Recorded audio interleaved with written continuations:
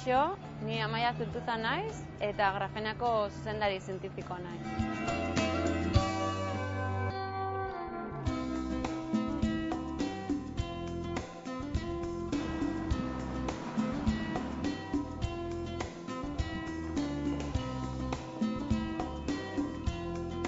Grafenea, inbertsore pribatuen eta CIC Nanogune zentro kooperatiboaren arteko ekimen enpresarial bat da, eta horregaitzik gare nanogune barruan kokatuta.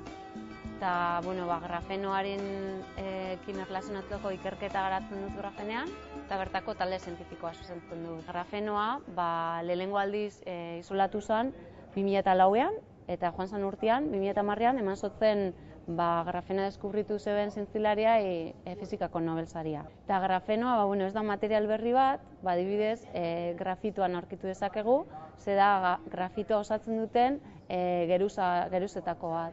Eta grafitoan nun aurkitzen dugu, arkatzen puntan aurkitu dezakegu. Eta grafenoa definizioz karbono atomoz bakarrik osatuta dago, eta da oso mea, atomo bateko lodiera dauka. Eta gauzak pixkat ulertzeko bada folio bat, papel folioa baino milioi bat aldiz txikiagoa. Eta ja hemen nano eskalan sartzen gara eta nanoteknologiaren munduan.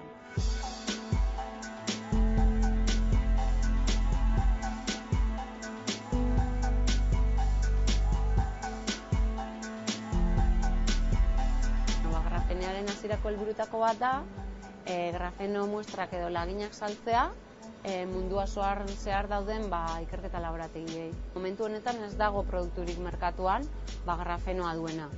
Elektronikan izango zen transistoretan, energian adibidez eguzkiko energian, edo baterietan, kotxe elektrikoaren adibidez, eta bebai pantaila taktiletan, telefono mugikorretan erabiliko dela iragartzen dute, ez? Eta, zerk bihurtzen dago grafeno alako materiale interesgarri, eta inbeste aplikazioekin bere propietateak. Dauko oso propietate bereziak. Dauko oso mobilitate elektroniko altua, eta horregaitik esaten dabe, agian, etorkizunean silizioa ordezkatuko dabela, ez? Frogatu da altzairua baino gogorragoa dela, eta bebai badauka oso konduktibitate termiko altua.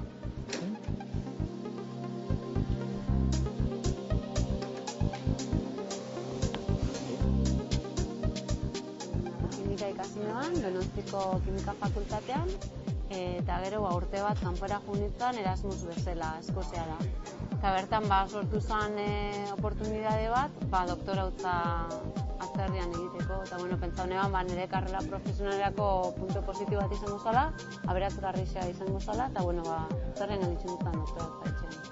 Eta gero, doktorautza bukatuta gero, ineban bi postdoktorautza, bi proiektu europearren barruan, eta, puntu horretan, erabaki neban, pentsatzen hasi nintzen, unibertsitateko ikerketan duzu bala, baina nahi nebala zerbait praktikoagoa, ez? Esperientzia hartzea zerbait praktikoagoan. Eta hola zindutzen, enpresa farmazeutika baten lanean, eta bertan, baitzen ginoan, polimero makromolekularen komposizioa aldatuz, kontrolatzen ginoan farmako edo medikamentuen askapena, bai denbora eta bai administrazio kantitatea. Bertan, 3 patente sortzen lagundu neban eta publikazioak ezien garrantzitsuak edo ezien onartzen.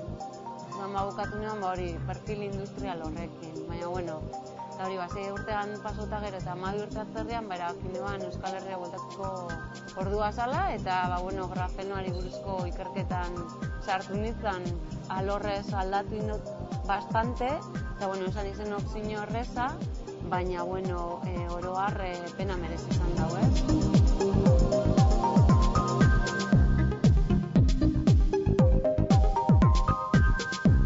Nire lana zaletasun edo bokazio bezala definituko neban, ez? Azkenean zientziak edo zientzilariek ez dauke horario fijo bat, ez?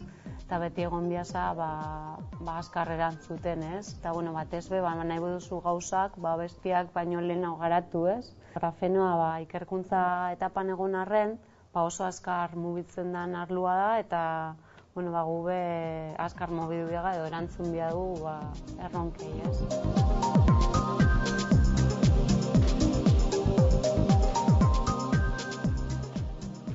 Nire lanaren punturik onena izango da batez be, ganbera guztian gauza berrizek ikasteko aukera daukazula, ez? Mundu guztiko jendia ezagutzen duzula, eta asko bidaiatzeko aukera bai daukozu, ez? Konferentziara joateko edo bilera ezberdinetara joateko. Eta, punturik txarrena, nahi duzula egunak ordu gehiago edukitzea, hola aukera edukitzeko gauza gehiago itxeko, ez? Egun berdinean, baina nola lana gustukoa da, gogoak iruditzen da.